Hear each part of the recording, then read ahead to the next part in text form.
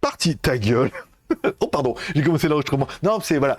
Allez, tchou, bonjour à tous, c'est GLG. Et si vous regardez cette vidéo-là, en fait là on est en live, mais je vous fais une petite partie d'enregistrement qui permettra de parler des films et séries de la semaine pour JT Geek le blog cette semaine. Puisque oui, en achetant un iPhone, j'avais droit à 3 mois de Apple TV gratuit. Ouais, s'il te plaît. Donc je me suis dit, bon déjà c'est pas excessivement cher Apple TV, mais je me suis dit 3 mois gratuits, bon, ça laisse quand même le temps de voir venir, ça laisse le temps d'écumer un peu tout ce qu'ils ont à regarder dessus, en disant est-ce que je continue à payer, est-ce que je continue pas, parce que comme ça du coup j'ai Amazon et Netflix qui sont pas de moi, c'est mon beau-père qui m'a donné les codes, donc pour l'instant ça fonctionne, du coup je paye que Apple TV. C'est pas mal aussi, mais je peux pas donner le code à personne, ça marche que sur un PC.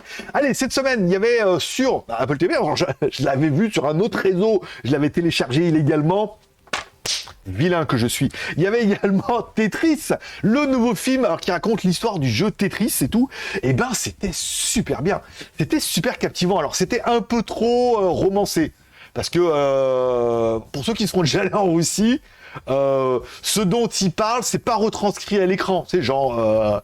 à Moscou, c'est pas des rigolos, les bâtiments et tout, tu rentres pas nulle part comme ça et tout. C'est tout froid, sombre, marqué en cyrillique et tout. Enfin, c'est compliqué. Quand t'arrives, quand t'arrives en Chine déjà, c'est un choc, mais quand t'arrives à Moscou, première fois, t'arrives, tu fais ah ouais, c'est tout écrit en cyrillique et tout. C'est un autre pays, quoi. C'est un autre monde. Même s'il y en a qui disent oui, mais c'est une grosse capitale et tout. Voilà. Bon là, à cette époque-là, ça devait être encore plus compliqué. Or le mec, c'est quand même un peu tout facile, hein, dans l'idée, le FSB, tout ça.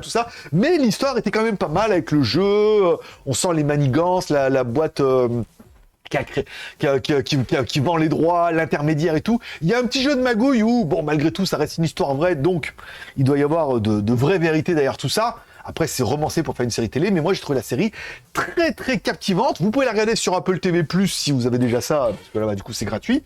Et sinon, vous la trouvez sur d'autres plateformes.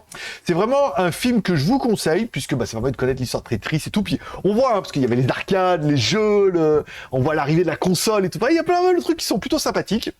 C'était un peu mon série coup de cœur de la semaine, et on arrêtera l'enregistrement ici, et on va en faire un tout de suite.